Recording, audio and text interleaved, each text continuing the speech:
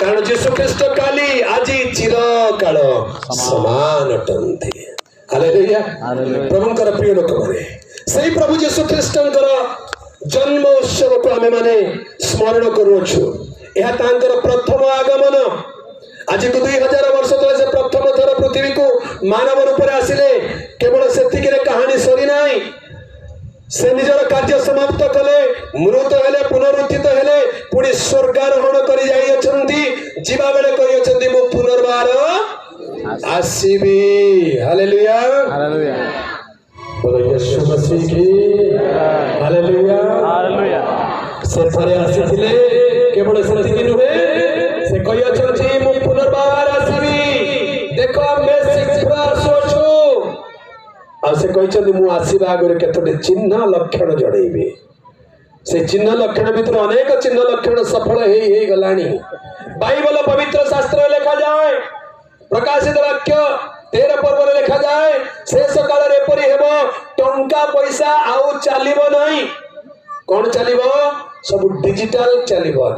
संख्या द्वारा लोक माने किणा बिका करिवे। एबे हेलानी से जुग आसी गलानी। आजिकल 2000 टंका देखा मिलूँ कि 2000 टंका को कलर थिला गे? Pink colour. आउ देखुच 2000 टंका आउ देखा मिले कुआड़े गला से 2000 टंका नोट। 2016 मसीहा नवेम्बर मास 8 तारीख 2000 टंका नोट रो जन्मदिन। तापर से कुआड़े फेरार हेछि। आउ देखा मिलू नहीं, पता मिलू ना। 2000 भाई कोठे जो आस बोली कहले मिलू नहीं। 500 टंका एबे चली जाओ, किसी दिन पर 500 टंका भी चलिबो नहीं। एबे तो नुआ डिजिटल कॉइन आरंभ हो गला। खुचरा पैसा आउ चलिबो नहीं, सब फोन पे रे और पेटीएम रे गूगल पे रे चलुछ। बाइबल रे लिखा है जे कथा। हां बाइबल रे लिखा है जी, बाइबल रे लिखा है जे और को शास्त्र रे लिखा है नहीं। प्रभु यीशु ख्रीष्टन का आगमन समय पृथ्वी अवस्था की प्रकार हेबो बाइबल स्पष्ट रूप प्रमाण दिए। आ तार गोटे गोटे घटना सफल हेबार आमे माने देखुछु।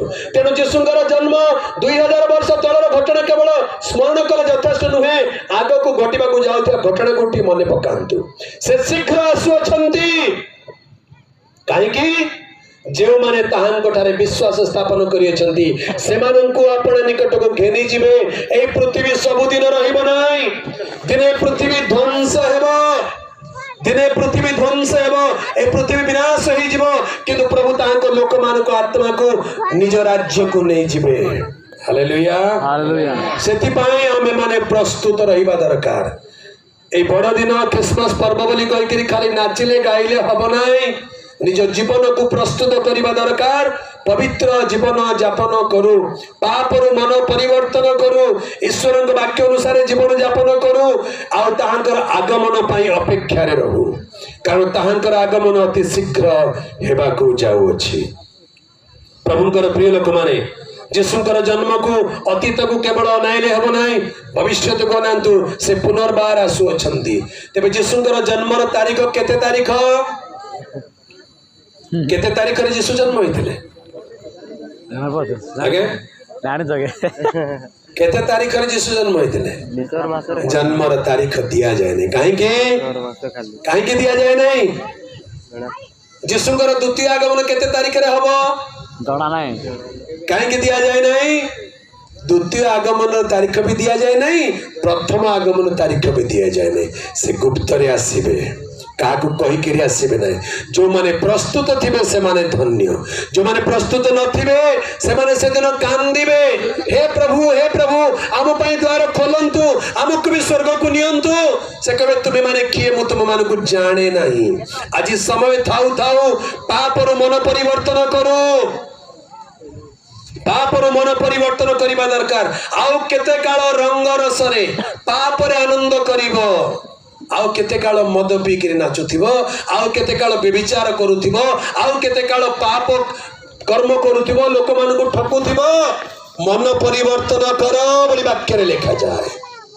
प्रभु यीशु ख्रीष्ट काहे कि हम मानक पाई जन्म हेले से एई कथा कहले, मन परिवर्तन करो कारण स्वर्ग राज्य सन्निकट। यीशु कार धर्म परिवर्तन करने कथा कही ना, आगे धर्म केबे परिवर्तित हुए नहीं धर्म परिवर्तन कर नहीं मन परिवर्तन कर जड़े चोर साधु हो दरकार जड़े पापी धार्मिक हो दरकार जड़े दुष्ट संत हो दरकार से मन परिवर्तन आवश्यकता रही एक कथा प्रभु जीशु शिक्षा दियंती जो माने प्रभु जीशु को मानती से जीवन यापन शैली अलग हो जाए से कथबार्ता अलग हो जाए से चाली चलन अलग हो जाए से खाइबा पीवा अलग हो जाए से ड्रेस पिंधा अलग हो जाए এই অঞ্চଳରେ সুসমাचार आसीबा पूर्व प्रभु जीशु को जानिबा पूर्व